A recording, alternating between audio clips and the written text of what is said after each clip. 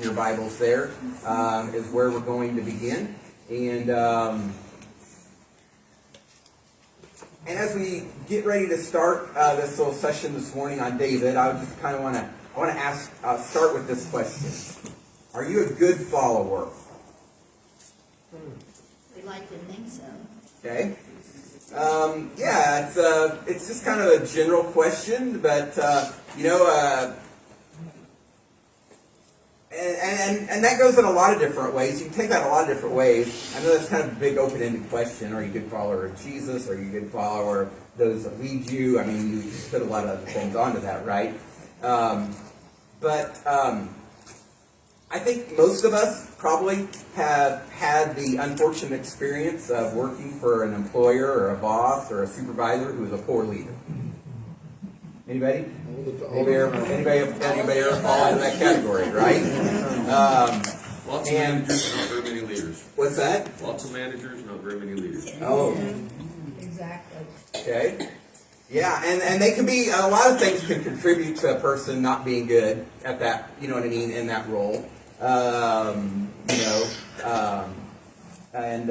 it can be very frustrating, right? How do we tend to respond? Well, let's not put it on us. Let's put it on other people first. How do people tend to respond to poor leaders, or poor supervisors, or poor managers, or whatever the case may be? How do we tend to respond? Bad attitudes. Bad attitudes? Poor morale. Grumbling, complaining. Grumbling, complaining? What did you say? Poor morale. Poor morale? Makes you not even want to go in. Yep. Kind of sometimes we can adopt I'll show you attitude kind of mentality, those types of things. I think today, though, in our lesson, we're going to see that, that God calls us as believers to a higher standard that should shape our attitudes in those situations, and no matter what kind of leadership we fall under, whether that's at work or at school or even in the church, at times, that we need to have the kind of attitude that we are going to continue to give our best and to do our best no matter what. You know what I mean? And that's hard, right? I mean, that's a challenge. Let's be real about it. It's not an easy thing to do. We all don't have Jeff for a supervisor, because I can tell you from what I know about Jeff and him and the way he leads his team, you know what I mean? I could work for that guy, right? Because he not only leads well, but he's encouraging them in all these other areas of their life and helping them to grow and develop and just, you know what I mean? But there are not a lot of Jeffs around. Unfortunately, there are a lot more supervisors like Steve that aren't really good at all that kind of stuff. But Steve, just a little insight from my perspective. Leadership is almost a God-given talent. It's some people. I mean, you can work on being a better leader, but there are some people who that seems to be a gift that God has bestowed upon them. Right. Totally passed over me. I'm a manager, sometimes a micromanager. Yeah. But, there are people that I've ran into that even before you get to know them very well, you can just tell they have that that makes them a good leader. Right. So we're going to see a lot. There's a lot on display here, and we don't have a lot of time, but we'll work through it as best we can here this morning, as we're going to look at David and Saul today. And some of their interactions here in 1 Samuel 17. But David, we know well, was a shepherd boy who tangled with bears and lions while guarding his father's sheep. And subsequently, he is going to become a model for what it means to have godly confidence in the strength of the Lord. He's going to take his ground and stand firm and overcome Goliath. And when all of Israel and Saul and everybody are just terrified, he struck fear in the heart of all of Israel. And because of that, now we're right on the heels of that here in this chapter today. And Saul is going to recognize David's ability and wisdom, and he's going to invite him to become a part of his royal court, if you will. And we're going to see that Saul is a very complicated character, especially in his relationship to David. On one hand, he admires him. On the other hand, he's jealous of him and despises him. On one hand, he promotes him, and then on the next day, he tries to kill him. Right? I mean, this is a complex character. But David, what we're going to see in this lesson is David seeks to be faithful and respectful towards Saul, no matter Saul's disposition or attitude toward him. And I mean, it's an admirable trait and an admirable quality that we're going to see here. And we're going to see that David is going to serve Saul with excellence, even when Saul doesn't appreciate him and is envious of him and his accomplishments. So with that, let's just go ahead. Somebody read for me 1 Samuel chapter 18, verses 5 through 7. David marched out with the army and was successful in everything Saul sent him to do. Saul put him in command of the fighting men, which pleased all the people and Saul's servants as well. As the troops were coming back when David was returning from killing the Philistine, the women came out from all the cities of Israel to meet King Saul, singing and dancing with tambourines, with shouts of joy, and with three-stringed instruments. As they danced, the women sang, "Saul has killed his thousands, but David his tens of thousands." Okay. So we got a couple events that kind of precede this that contributed to Saul's decision. So right before this, it basically says that basically right after David kills Goliath, David and Jonathan become best of friends. And even more than that, it says their hearts are knit together, right? And so we got these two events that happen right before this. David kills Goliath, and then Jonathan and David become best of friends, right? And because of this, Saul insists. He doesn't even let him go back to dad. He doesn't even get to go back home. Saul insists, David, you come and live with us. You come and become a part of our royal residence. You come and be a part of our court, if you will. And so a couple things there happen that kind of bring about this advancement for David, right? I mean, he's come a long way in a really short period of time. We went from being the shepherd boy that everybody overlooked to now all of a sudden we're being elevated to a point where he is being put in charge of all of the fighting men, right? Which is amazing, right? But what are a couple of traits? What are a couple of traits or characteristics that you see of David that led Saul, the troops, and the other people to see him as somebody worthy of this kind of promotion? What do you see, or what do you know about him at this point? Any thoughts on that? There's a big but between Saul and David. There's a what? A but, B-U-T. It says Saul has killed his thousands, but David his tens of thousands. Okay, so you're getting ahead of me a little bit there, sister. Sorry. But let's go ahead and address it. Is that true? I wasn't. But no. I just want to. So we're being told that now some time has passed. Okay, some time has passed. David's went out. And David's won battles, won victories on behalf of Saul. And not only has David went out, but Saul has went out as well. Okay, because even in this, as the narrative lays out, they're returning, and Saul's coming first into the city, and David is following. Okay? So,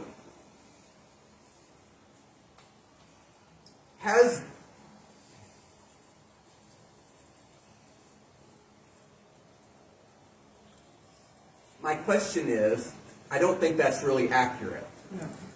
I think that this is a song, and I think it's a little bit of hyperbole. I think it's a little bit of, oh, we're all enthusiastic, and really the way the song and the lyric is laid out, it's just building. It's just like a deal where they're just building. It's just building on it. Well, Saul has killed his thousands. David has killed his tens of thousands. I don't think this is where we should read this as an accurate accounting of victories in battle. But I think it's just more of a, you know what I mean, how, you know, we take a little artistic license whenever we sing, or, you know what I mean, or whenever we write things. It's kind of like, you know, sometimes we want to hold music to a higher standard even than it deserves, right? Sometimes we don't want to sing a song because, well, I don't think that's theologically correct, or that's got a little theological misconception in it. Well, guess what, folks? It isn't the Word of God, right? We're not changing, you know what I mean? But anyway. Probably made a good rhyme. But it made a good rhyme. And so, and here's the other thing about it. Here's the other thing about it. We're also kind of hearing this being repeated back from Saul's perspective. Okay? And I don't think have any of us ever said something and somebody else took it in a different way than what we intended? Yes. Or has anybody ever said something and we heard something other than what they really said? Right? And I think that's a little bit of the case of what's going on here. Because what we're seeing, really what we're getting here, is we're seeing this, we're almost being told this from Saul's perspective. Because of even the rest of the way this little story, the little narrative plays out. But to your point, David is of a much higher character than Saul. There's a lot. I see like jealousy, but I see admiration, as you were speaking of. But then when I seen this, but here, and like you said, it was just a song. Yeah. But if someone heard it that way, you know, it might put a crinkle in the king's. Yeah. But we also kind of see, as we lay it in with the rest of everything else, that Saul's not in the most stable place right now, mentally, spiritually,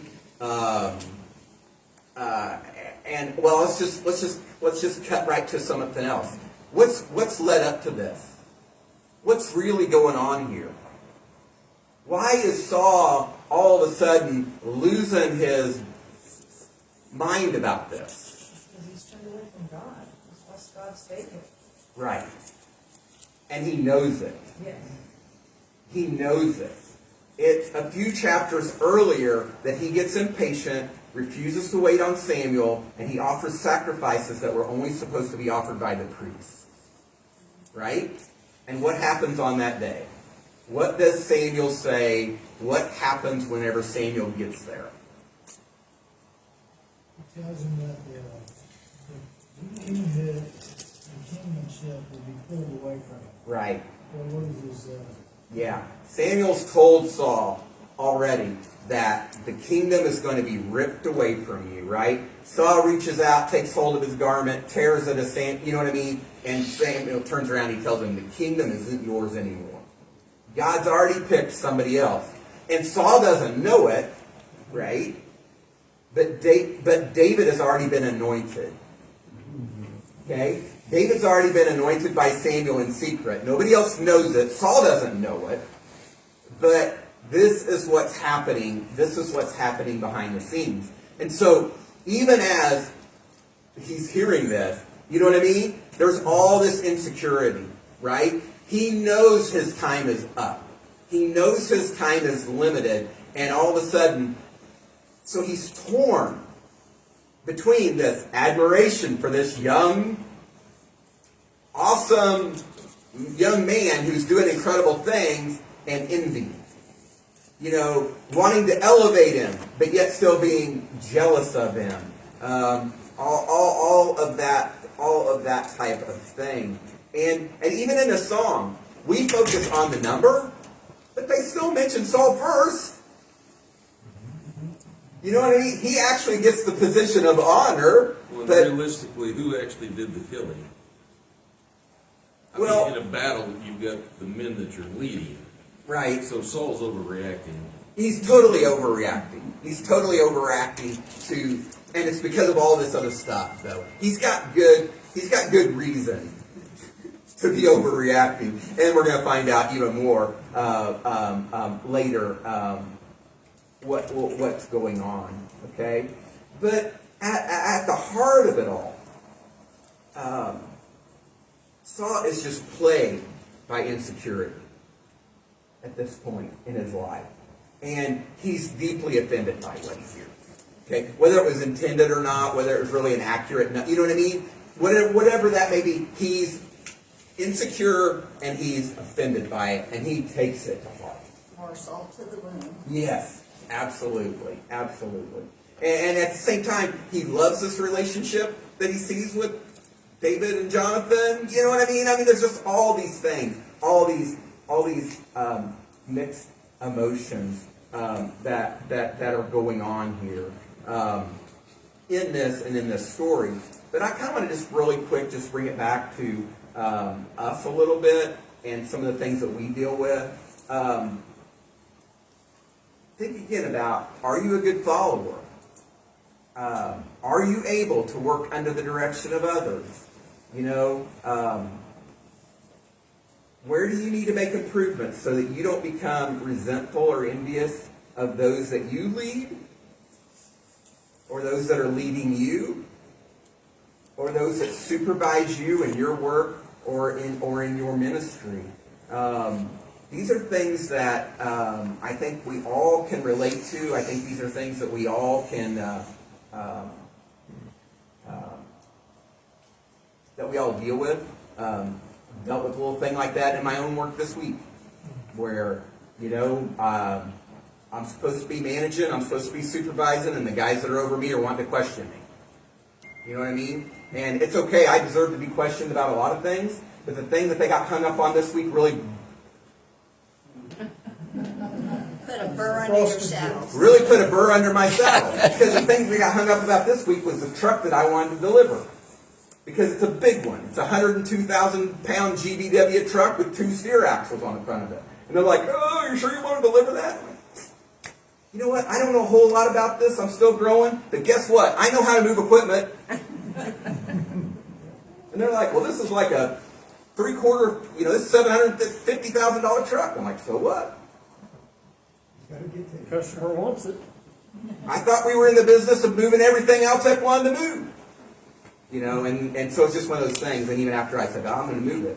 And they're like, well, I'm just doing my due diligence. And the other guy said, well, we could do this and this, and we could third party it. You know, I'm like, oh, Jeff, it got to me.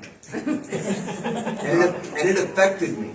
You know what I tell them? What? I always say, there's only one registered voter, and that's me, and I vote yes, Mr. Miller. That's what I tell them. What's that? Did you move the truck? The truck's getting moved this week, this coming week. We couldn't get it on the schedule this past week, but it's going to get moved this week. And so anyway, it's just one of those back and forth. You know what I mean? And at one point I'm like, fine, you want third party it, but it's got to be there this week. Because I'm sick and tired of all these third party moves you want to do, and they tell me they're going to get a move this week, and then they don't get a move, and that really gets me.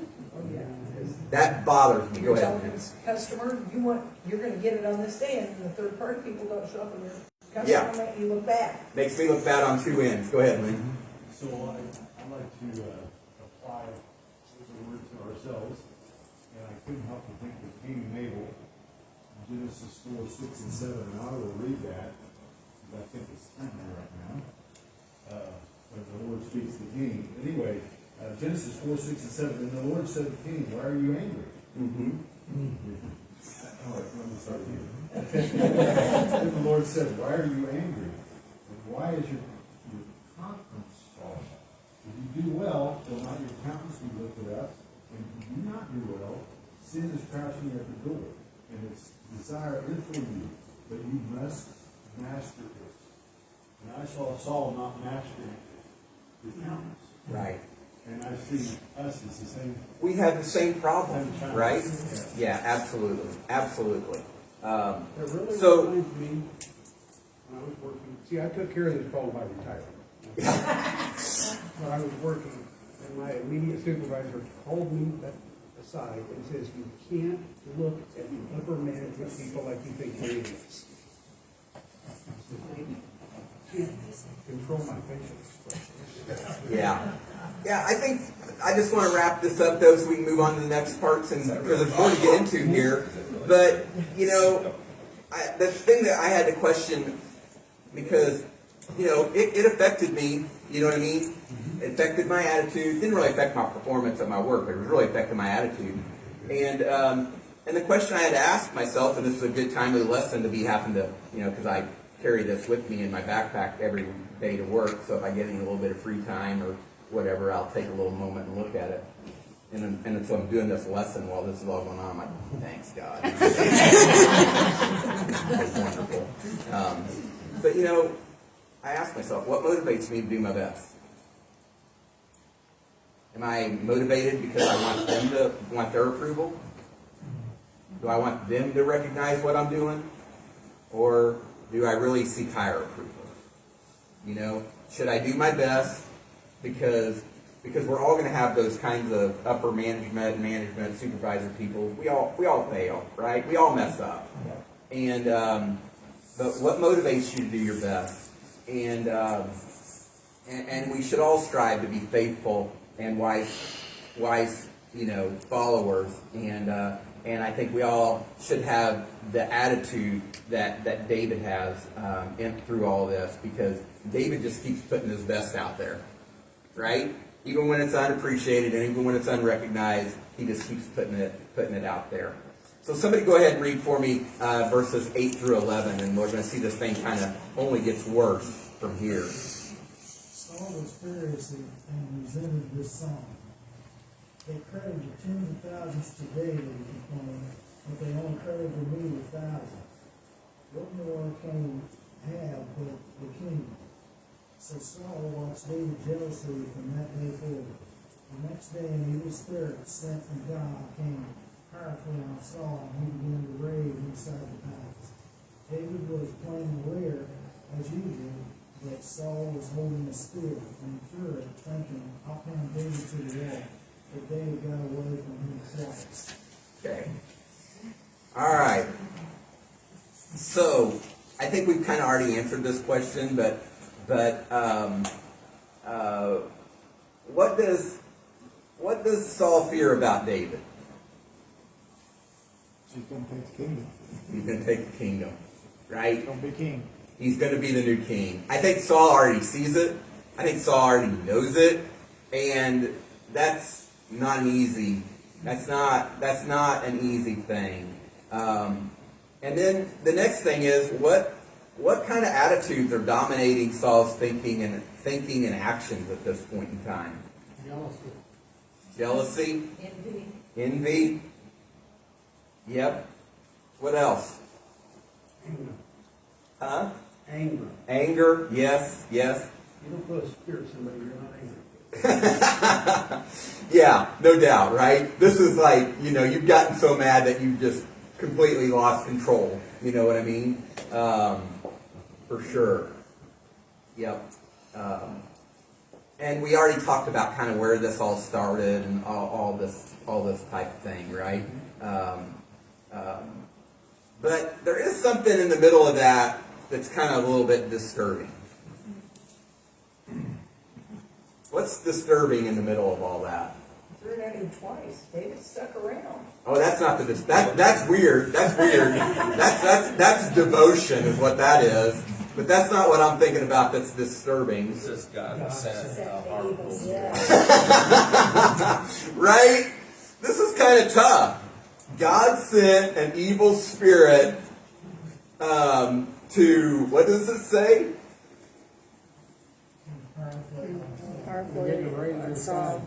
Yeah, came powerfully on. So, you know, part of me kind of looks at this and goes, what in the world possessed Saul to throw a spear at David?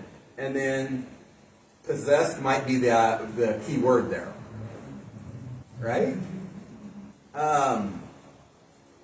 So when it says that, how can an evil spirit come from God? mean, everything belongs to God. He can use whoever he wants. Okay. Spirit or person. Yeah, there is a view, and there definitely was that view held during Old Testament time, especially that God is the one source of everything, right? And so, so everything finds its way back to God, right?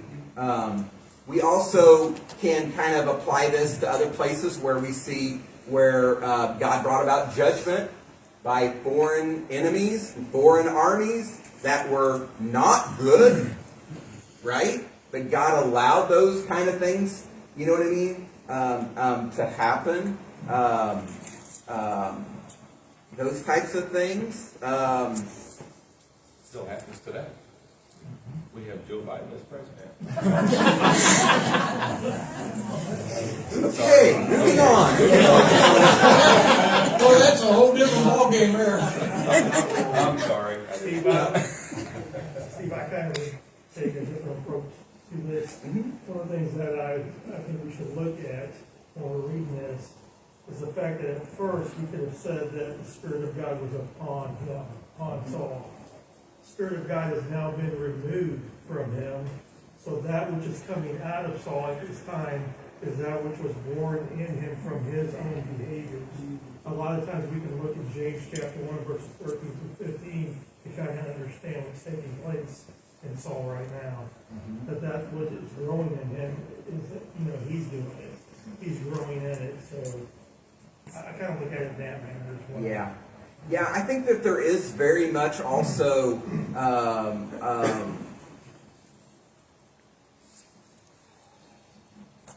I think there's also very much the possibility that there's a couple things.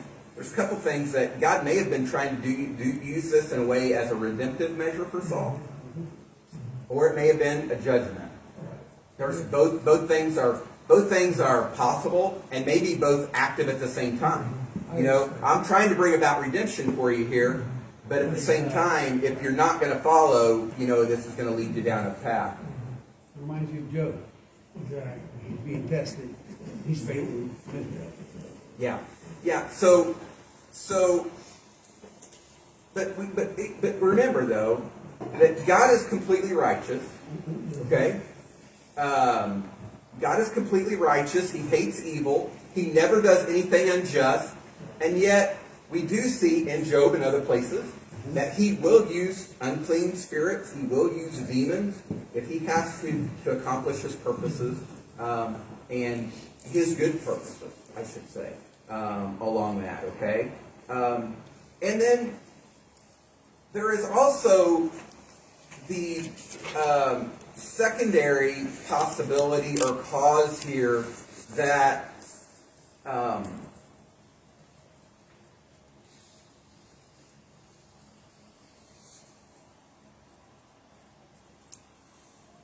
that some of this is just Saul's own doing.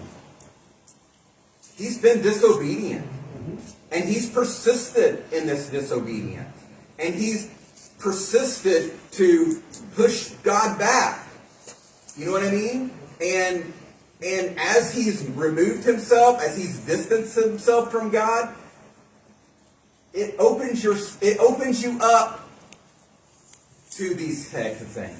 Whether it not necessarily be an evil demon or spirit, but it opens you up to all kinds of feelings of depression and negative things. You know what I mean? And you just dwell on those kind of things whenever you've persisted. If you continue to persist in disobedience, guys, you're not going to be enjoying the blessing of God. You're not going to enjoy the peace that comes from God. And these types of things happen. And so it could be that the Lord may have used a messenger or a demonic spirit here in this case. Or it might just be that Saul has this annoying sense of disquietude and discontent as a result of his spiritual, emotional, and psychological upheaval of his constant disobedience. Okay? Some of this is of Saul's own doing. He's caused this. And so, I think it's a little bit of all of that. I think it's a little bit of everything.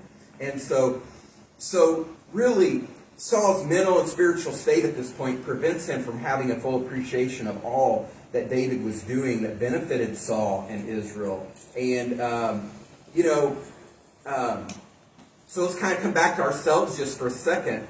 Have you ever had a time when you were working diligently on something?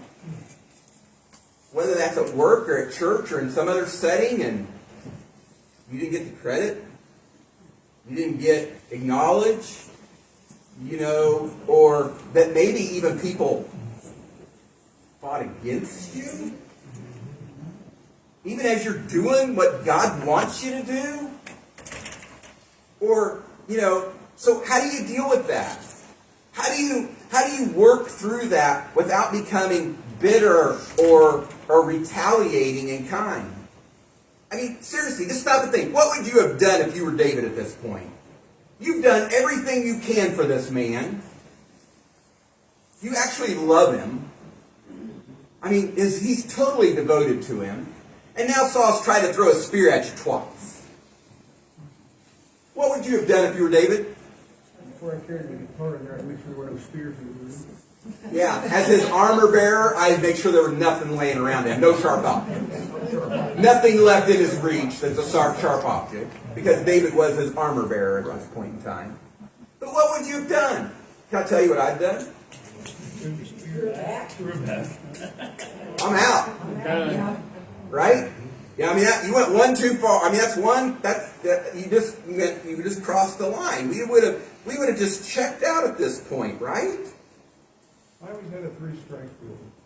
You can only tell me to do something stupid 3 times. Yeah, I did it. Because after that, they could send you to labor for not obeying, not following orders.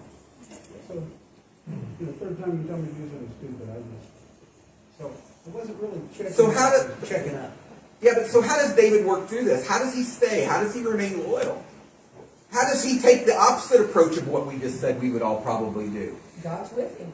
He's obeying God. Okay. Limits to God. Yes.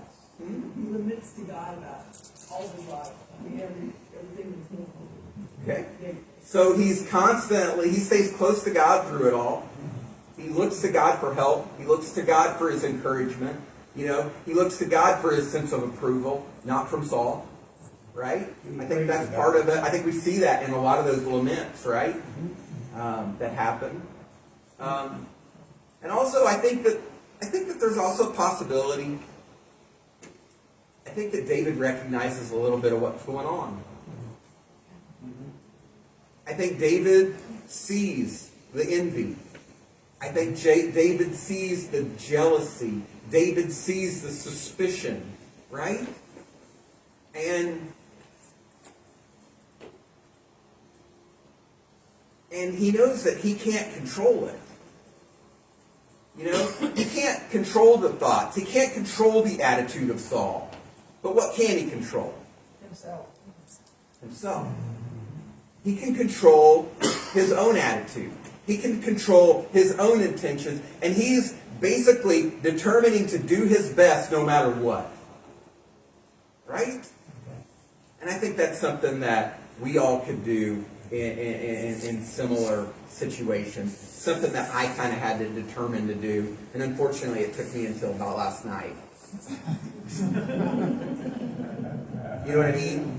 But you know what? I'm determined to go back Monday with the right attitude.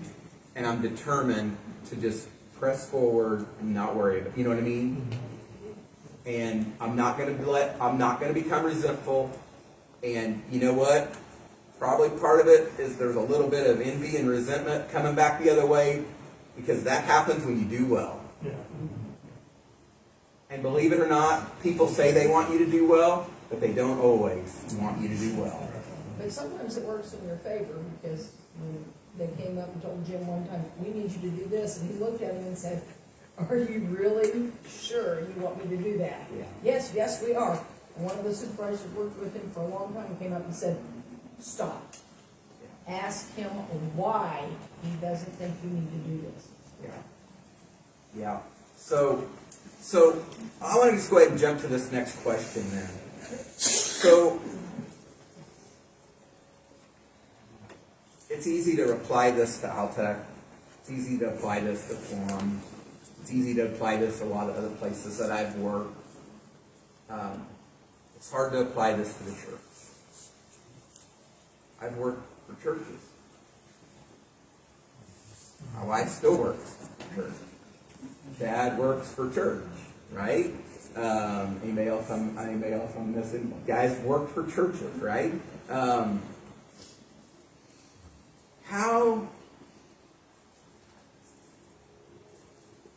What disciplines help you stay grounded in your service to the church and to Christ, even when it gets tough?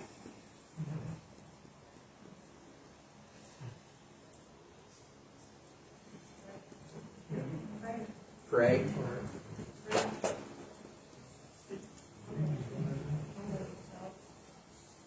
See, the last church I was pastored in, I don't bring it up a lot, because we all, I've said it before, it's pretty difficult. But I came to a point to where, prayer, but reading scripture, and I even put this verse in front of me in my desk in the church office. And I started it every morning reading this and praying, and I just wanted to read it, because it applies. Mm-hmm. This just helps us with the application of what we're talking about. And I know you probably heard it, Colossians 3:23. Work willingly at whatever you do as though you were working for the Lord rather than for people. Mm-hmm. Remember that the Lord will give you an inheritance as your reward, and that the master you are serving is Christ. I read that every day through that difficult time. And again, I try not to bring it up because I'm talking ministry, but it was difficult. Mm-hmm. But I read it. I prayed over it.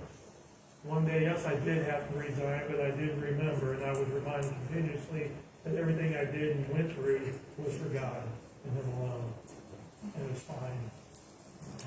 Absolutely. And we're not going to go ahead and go read that last section, but I just kind of want to end with this little bit of a challenge for all of us, and that's a really good word. But I'm going to ask you this question. I want you just to ponder it for a minute. Why do you do what you do in your church? Why do you do what you do in the church? You feel fallen according to it. You need to feel like you need to work in the church, because that's what God wants you to do. There's a lot of things that motivate people to do things in the church. Sometimes we serve out of obligation. We know we're supposed to, so we do. Sometimes we serve out of guilt because same reason. We're obligated to, and guilt motivates us. Sometimes we get strict. Yeah, sometimes we get, that may happen. Sometimes we get pressured. Sometimes you get pressured by a pastor or friends or other people. But, of course, as you stated, our highest motivation for serving in the church is that conviction that we have, that we would call a calling or a call that God has gifted us for service. Or maybe we have a personal interest in a certain area of need, or maybe you just kind of feel that holy compulsion, to give yourself to a ministry out of love for Christ, His church, and for others. But I think, as we've seen, even in this session and in this study about David today, that giving our best, doing our best, even for the right motives, is not always going to be appreciated.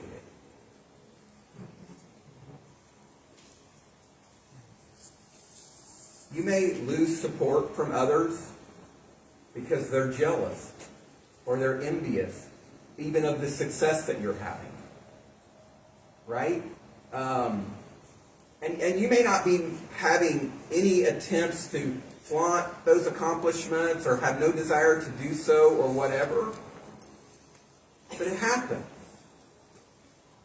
So how do we keep going during those times? And I think we get a good example of that from David here.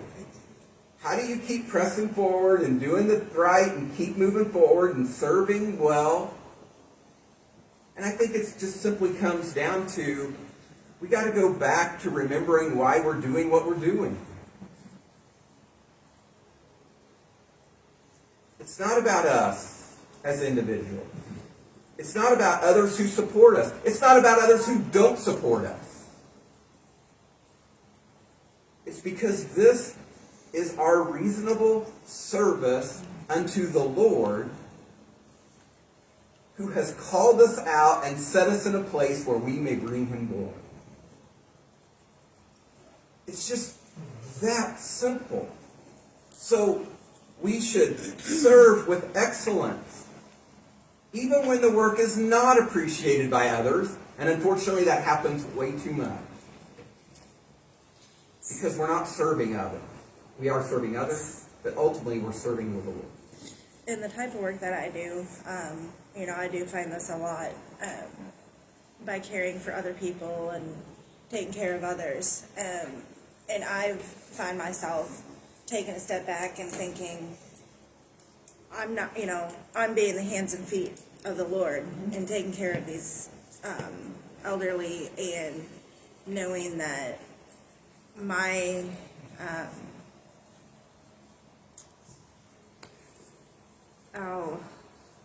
my recognition comes from the Lord. Yeah.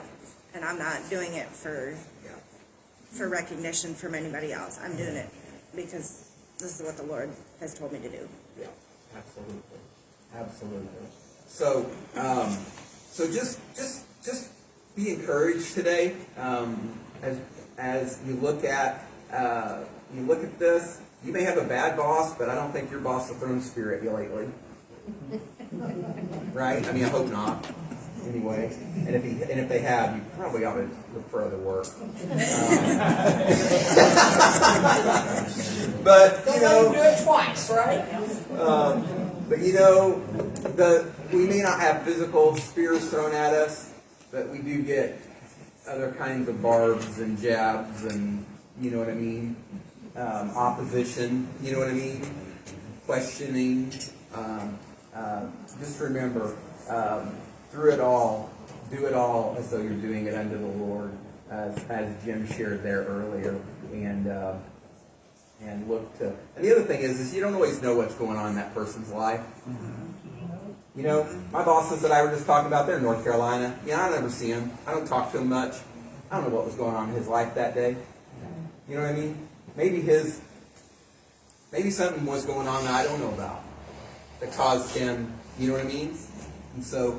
Give a little grace, and, As long as the spears miss, you can continue on. As long as they spears miss, you can continue on, and if it does find its mark, then that's not the worst of things if you're a believer, right? So, all right, guys, thank you all very much. Have a good week, and remember to pray about all those things that we talked about at the beginning of class, and